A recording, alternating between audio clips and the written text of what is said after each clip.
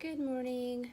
I just wanted to do a daily reading today for all signs because the eclipse was last night, so it brought in new energy and took out a lot of old things we needed to let go of, things especially we needed to leave in the past.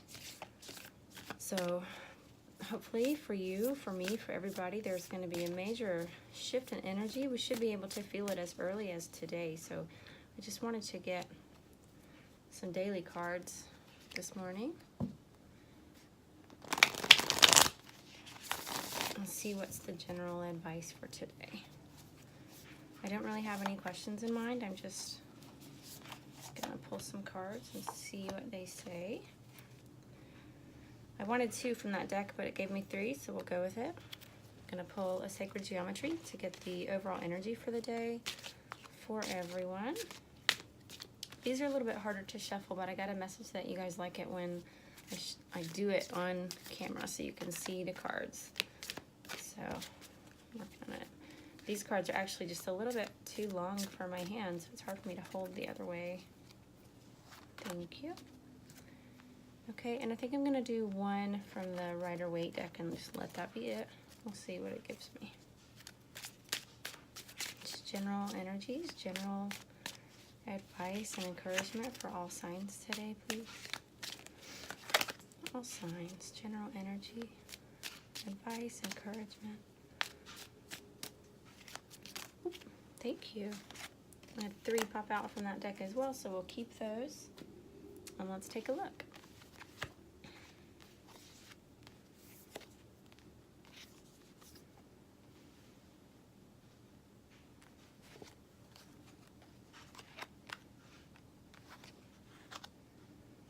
Okay, so we're going to start with the Sacred Geometry card. We have number 37, Realization.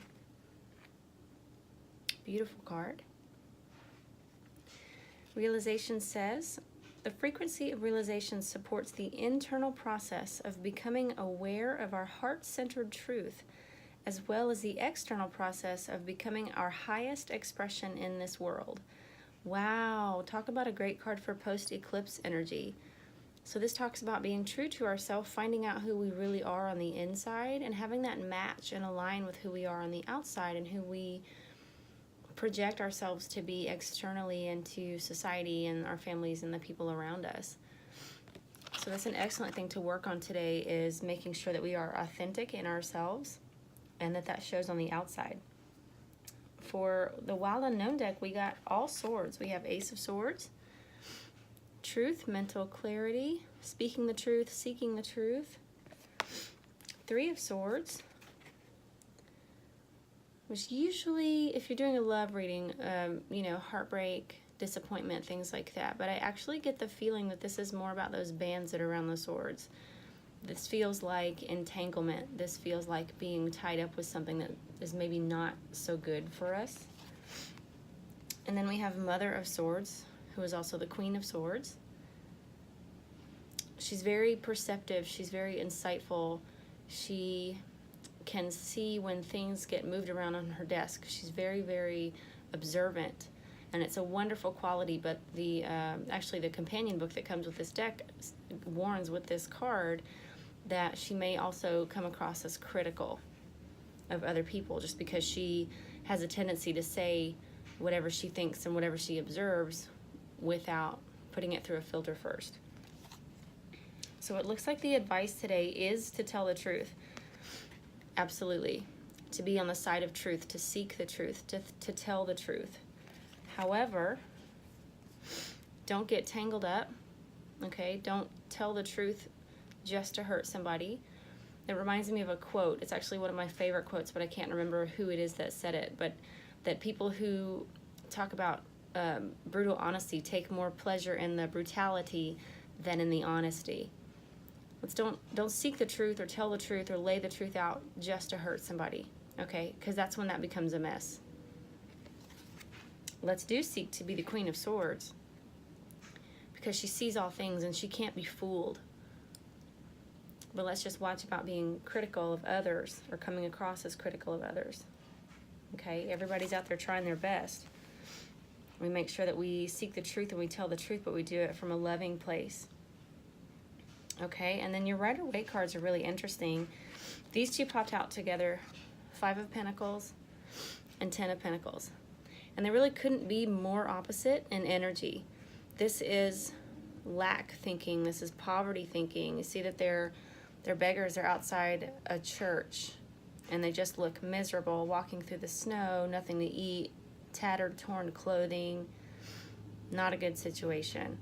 And then the 10 of Pentacles, I actually like to call this one the legacy card, because you see the older man over here, and he's sort of surveying his kingdom and everything that he's built, and watching his family enjoy his riches and the fruits of his labor. Okay, and it feels to me like these are your choices.